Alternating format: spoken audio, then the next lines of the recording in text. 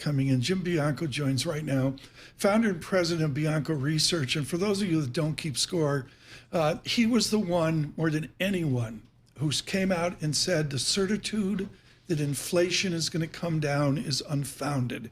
It was a massive call 3 or 4 years ago. Jim, are we still there where you doubt there's a vector to disinflation? I think we are. Now, I think what we're seeing is we're 5 years past COVID, and at least the last data we got, say September core CPI, still can't get under 3%. Yeah.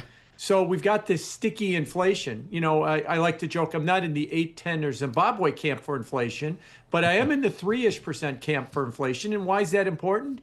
Because that would put the Fed funds rate, neutral rate, somewhere around 4, and they're at 3.75 right now. So I'd argue that they're probably a slightly easy where they think that they're actually still restrictive. So I did a 3-month moving average. If we get on survey 54,000 for tomorrow's Thursday, September jobs report, folks. Jim, I got a 52,000 3-month moving average, maybe. How does a Fed politically not cut rates with a sub 100,000 3-month moving average like that for jobs? Well, keep in mind that, first of all, this is the September report.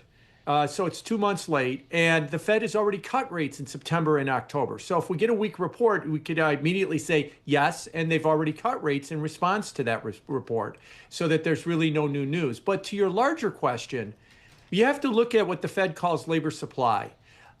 If the administration is correct in their claims that 2 million people have left the country this year, either through deportation or voluntary deportation, this is only going to be the second time in American history that we are going to have a negative population growth. The other time was the Spanish flu of 1918.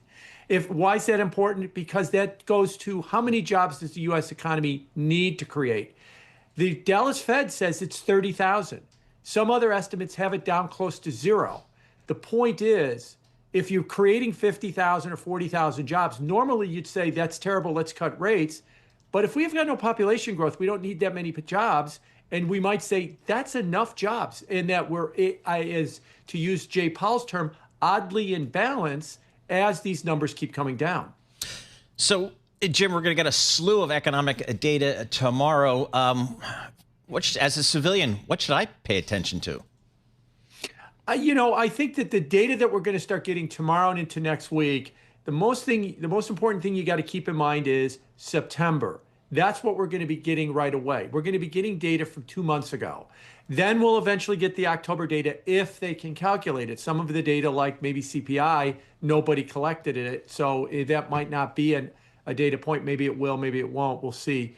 But it's only once we catch up will we have a better idea. So basically, we'll be looking at this data to say, did it justify that September and October rate cut, as opposed to if the number's weak today or next week, that we need more rate cuts in the future, because we've already had 2 since that data has been calculated.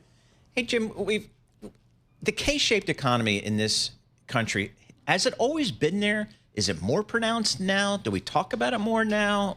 It just seems like it becomes more and more of an issue for more and more people. You know, I'll give you a politically correct answer. Say it's all of the above.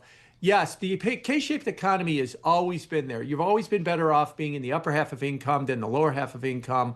But it is more pronounced now than I think it's ever been. And what I think is the driver of it is prices more than jobs. The CPI since the end of COVID is up 26%. Average hourly earnings, which is the average wage raise that everybody's gotten, is up 21%. So prices are outpacing wages. For the bottom half of income, that's got them very upset. That's why we're talking about affordability. And we're seeing candidates that talk about affordability winning elections. So yeah, this is the most pronounced K-shaped economy. And it matters. It matters for the political side. You know, President Trump is starting to respond to that with the various things on either beef or some other types of talk about trying to rein in prices, 50-year mortgage to try and do something with housing. Right. So it does matter, the K-shape. It's more pronounced than it's ever been. Fascinating, Jim. Yep. The Detroit Lions, blue button, I just hit it. Sorry about that. Jim Bianco with us here, Bianco Research. Just really, really fascinating discussion here. All the cross currents. And Paul,